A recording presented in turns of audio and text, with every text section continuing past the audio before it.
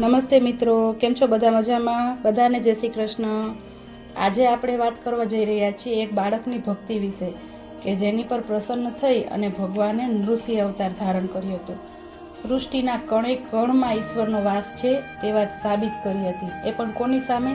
સ્વયં તેના પિતા સામે, કે જે પોતાની ભક્તિના અભિમાનમાં એટલો છકી ગયો હતો કે પોતાને જ ભગવાન માનવા લાગ્યો હતો।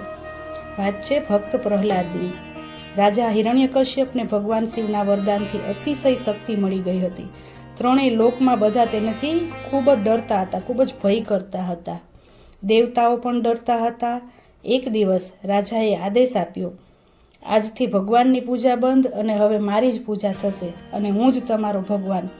આ વાત સાંભળી લોકો ભયથી થરથરી ઉઠ્યા અને તેમણે ભગવાનની ભક્તિ છોડી અને હિરણ્યકશ્યપને ભજવા લાગ્યા, તેની ભક્તિ કરવા લાગ્યા। થોડા મહિના પછી રાજમહેલમાં પુત્રનો જન્મ થયો અને તેનું નામ પ્રહલાદ રાખવામાં આવ્યું। સમય જતાં પ્રહલાદ મોટો થયો। એક દિવસ તેણે સાંભળ્યું કે રાજ્યમાં એક વિષ્ણુ ભક્ત છે, એને મૃત્યુદંડ આપવામાં આવ્યો છે। ત્યારે તે પોતાની માતા પાસે જઈ અને માતાને પૂછે છે કે હે માં, ભગવાનની ભક્તિ એ શું પાપ છે અને ખરેખર સાચા ભગવાન કોણ છે? એવું તે પોતાની માતાને પૂછે છે। ત્યારે માતા કહે છે કે સાચા સર્જનહાર એ હોય જે પૃથ્વીની જેને રચના કરી હોય, એ જ જેને સૃષ્ટિની રચના કરી છે, એ જ સાચા સર્જનહાર અને એ જ ભગવાન। આ સાંભળી પ્રહલાદના હૃદયમાં અડગ ભક્તિ જાગી અને તે રોજ ઓમ વિષ્ણવે નમઃ, ઓમ વિષ્ણવે નમઃ, ઓમ વિષ્ણવે નમઃ એવો જાપ કરવા લાગ્યો।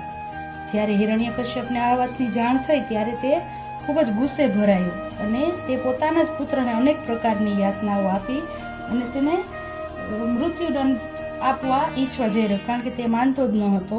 અને પ્રહલાદ કહે છે કે એક જ ભગવાન છે જે કદી મરતા નથી, જે મરે એ ભગવાનનું કહેવાય, એનું કહેવું એમ હતું। આથી રાજા ખૂબ જ ગુસ્સે ભરાયો અને કહે છે કે તું મને ભગવાન માને છે? પ્રહલાદ શાંતિથી બોલ્યો, જે જન્મે અને મરે તે ભગવાન નથી। હિરણ્યકશ્યપે અનેક યાતનાઓ આપી। ઝેરી સાપોમાં ફેંક્યો તો સાપો ફૂલ બની ગયા, આગમાં બેસાડ્યો તો પ્રહલાદ અખંડિત રહ્યો, પહાડ પરથી ધકેલ્યો પરંતુ તેને કશું થયું નહીં। પછી હોળિકા આવી, જે હિરણ્યકશ્યપની બહેન હતી અને તેને વરદાન હતું કે આગમાં પોતે બળી શકે નહીં। ત્યારે તેણે નક્કી કર્યું કે તે પ્રહલાદને પોતાના ખોળામાં બેસાડી અને હોળીના સમયે અગ્નિમાં બેસે। ત્યારે પણ ચમત્કાર થયો કે હોળિકા જળી ગઈ પણ પ્રહલાદ બચી ગયો। અંતે રાજાએ કહ્યું, હવે હું જ તને મારી નાખીશ અને એને પૂછે છે કે તું કહે છે ને કે તારો ભગવાન દરેક કણે કણમાં છે, તો બતાવ, આલે આજ થાંભલામાં છે તારો ભગવાન? આમ કરી અને ગરમ લોખંડના થાંભલા પાસે પ્રહલાદ છે એ ભગવાનને યાદ કરતો રહ્યો અને અચાનક જ થાંભલો ફાટી ગયો અને ભગવાન નરસિંહ પ્રગટ થયા। ત્યારે ન દિવસ હતો ન રાત હતી, સંધ્યાકાળ હતો। તે ઘરની ન અંદર હતા ન ઘરની બહાર હતા, ઘરના ઉંબરા ઉપર, મહેલના ઉંબરા ઉપર હતા અને જમીન પર પણ નહીં અને આકાશ પર પણ નહીં। તે ભગવાને તેને પોતાના ખોળામાં લઈ લીધો અને પોતાના નખોથી તેનો વધ કર્યો, એટલે કે ન અસ્ત્ર અને ન શસ્ત્ર। આ રીતે અહંકારી હિરણ્યકશ્યપનો અંત થયો। ભગવાને કહ્યું, અડગ ભક્તિ અહંકારને હરાવે છે। ભગવાન નરસિંહની જય હો। આમ ભક્ત પ્રહલાદની ભક્તિ છે એ અમર બની ગઈ અને એક રીતે કહી શકાય તો પોતે જ પોતાના પિતાને મોક્ષ પણ અપાવ્યો, કારણ કે તેને પણ ભક્તિ હતી પણ ભક્તિનો ખૂબ જ અહંકાર હતો, જે કદી ભગવાન સ્વીકારતા નથી।